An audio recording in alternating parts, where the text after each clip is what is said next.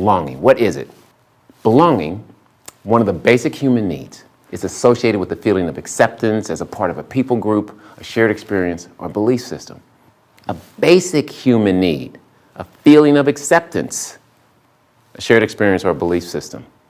So when I say to you that we need to figure out how to create a sense of belonging, it's one thing, because that's only partial. I'm talking about actually creating a culture of belonging, where belonging is normalized. Now, we put that adjacent to these words we use all the time, diversity and inclusion. What we know now, pretty clear to everybody, is that diversity is good for business. But it is a set of facts. Diversity is a set of facts. Inclusion is a choice. And it's a choice about the behaviors that other people experience based on the ones you deliver. Inclusion is a choice. Now, I want you to think about the way you may treat other people. The way people perceive those behaviors informs whether they feel like they belong or not. It's the behaviors you deliver as a leader. They look to you as a leader. We spend a great deal of time, resource, and energy making sure people are experiencing inclusion. We do it. We've been doing it for years. But I believe people, especially people leaders, need to take a step back to focus on some basic fundamentals. Let's examine the culture. Let's examine the culture, the environments we create, and the processes we build to sustain these cultures. So who actually owns the culture? Who owns it? Who role models the behavior that embodies the culture? Who? Leaders. I know some of you right now, it's like, it's not me. Yes, it is you. You're the leader. Now, I'm not talking about the ones at the very top. Of course they create the culture. And they're one of the main architects. I'm talking about people leaders, the ones who lead people and teams day to day and week to week, day to day and week to week, day to day and week to week.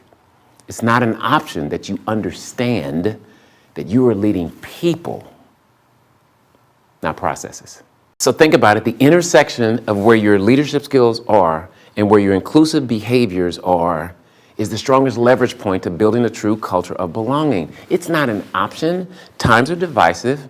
Change is around us all the time, and people need you. People need you to lead. For some of you, you need to lead differently. For some of you, you need to lead for the first time the way the world is now.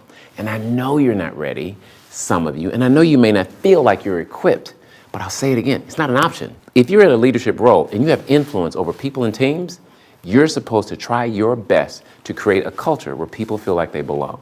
Every high-performing team I've ever worked with, that I've ever been a part of, that I've ever helped build, always focused on, at some point, the human side of the transaction. Human-centered inputs. That means you have to go to your humans, understand what they're going through right now, how you may be able to serve them, how you may be able to help them, how you may be able to coach them, but you have to do that by going to them. That means you have to go to your humans, understand what they're going through right now, how you may be able to serve them, how you may be able to help them, how you may be able to coach them, but you have to do that by going to them. And that means the transaction, it'll still be there about the business outputs, but the human-centered inputs start with you being very intentional.